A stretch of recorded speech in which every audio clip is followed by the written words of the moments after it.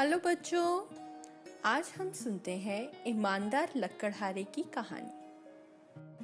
एक बार की बात है, एक गांव में एक नदी के किनारे एक लकड़हारा रहता था जिसका नाम था भुवन। भुवन रोज नदी के किनारे लकड़ियां काटता और अपना गुजारा करता। भुवन बचपन से ही बहुत मेहनती था। वह अपने काम को बड़ी लगन एवं मेहनत से करता था।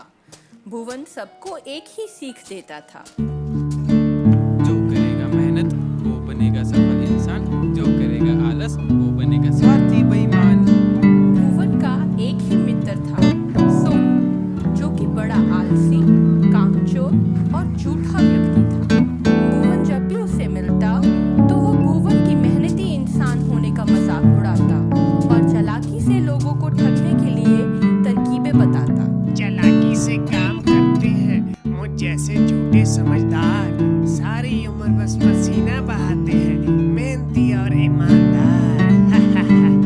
भुवन उसे बहुत समझाता, परंतु सोनू उसकी बातें ना सुनकर अपने मन की करता। भुवन रोज सुबह शाम मेहनत करता और सोनू सारा दिन आलस में लेटा रहता। एक बार भुवन नदी के किनारे लकड़ियां काट रहा था कि अचानक टहनी काटते काटते उसकी कुल्हाड़ी जाकर नदी में गिर गई। भुवन की कमाई का एक ही साधन था, वह कुल्हाड़ी, और वह भी पानी में गिर चुकी थी। भुवन बहुत निराश हुआ और जोर जोर से रोने लगा। मेरे पास एक ही कुल्हाड़ी थी जिससे मैं काम कर सकता था, वो भी पानी में गिर गई। अब मैं काम कैसे करूंगा? भुवन को रोता देख नदी में से जल के देवता नीर प्रकट होते हैं। नीर देवता भुवन को रोते हुए देख उससे पूछते हैं, क्या हुआ? तुम रो क्यों रहे हो? मेरी कुल्हाड़ी नदी में गिर गई है। अब मैं काम कैसे करूंगा? क्या आप मेरी कुल्हाड़ी मुझे ढूंढ के वापस कर सकते हैं? हाँ बेटा, अभी तुम्हारी नीर देवता नदी में से एक सोने की कुल्हाड़ी ढूंढ कर लाते हैं। नहीं नीर देवता, मेरी कुल्हाड़ी सोने की नहीं थी। नीर देवता फिर से पानी के अंदर जाते हैं और एक चांदी की कुल्हाड़ी लेकर आते हैं। बेटा, क्या ये थी तुम्हारी कुल्हाड़ी? नहीं नीर देवता, ये तो चांदी की कुल्हाड़ी है, ये मेरी कुल्हाड़ी नहीं है। नीर देवता तीसरी बार पानी में जाते हैं और एक लकड़ी की कुल्हाड़ी निकालकर लेकर आते हैं। बेटा, क्या ये तुम्हारी कुल्हाड़ी है? भुवन अपनी कुल्हाड़ी देखकर बहुत खुश होता है। जी नीर देवता, यही है मेरी कुल्हाड़ी। नीर देवता भुवन की ईमानदारी देखकर बहुत प्रसन्न होते हैं। भुवन, तुम बहुत ईमानदार इंसान हो। ये सोने और चांदी की कुल्हाड़ी मैं तुम्हें तोहफे में देता हूँ। भुवन वह तीनों कुल्हाड़ियां लेकर खुशी खुशी घर जाता है।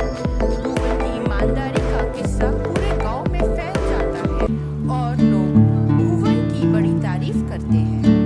वहीं से सोनू सब सुनकर एक तरकीब लगाता है।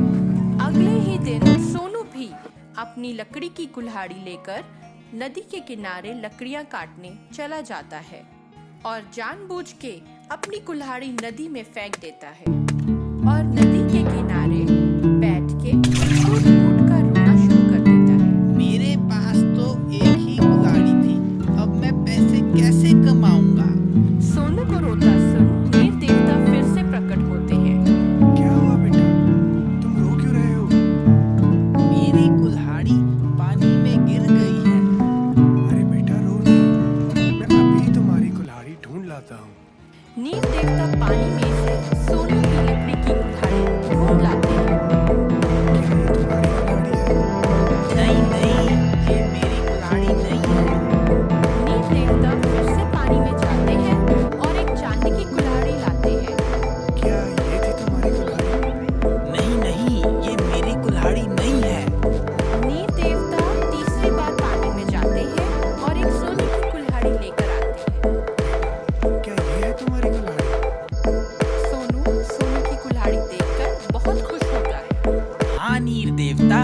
यही है मेरी सोने की कुल्हाड़ी। नील देवता को सोनू के झूठ बोलने और बेईमानी करने पर बहुत गुस्सा आता है। झूठ, तुम एक बेईमान व्यक्ति हो, इसीलिए हम तुम्हारी झूठ बोलने की वजह से तुम्हारी लकड़ी की कुल्हाड़ी भी तुम्हें वापस नहीं देंगे।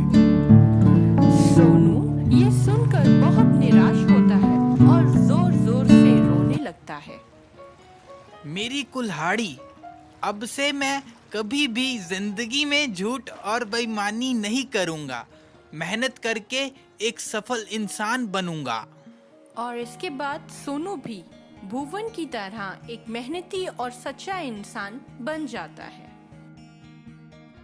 तो बच्चों, इस कहानी से हमें यह शिक्षा मिलती है कि सच्चाई और ईमानदारी के रास्ते पे जो चलता है वही मेहनती आदमी एक दिन सफल व्यक्ति बनता है।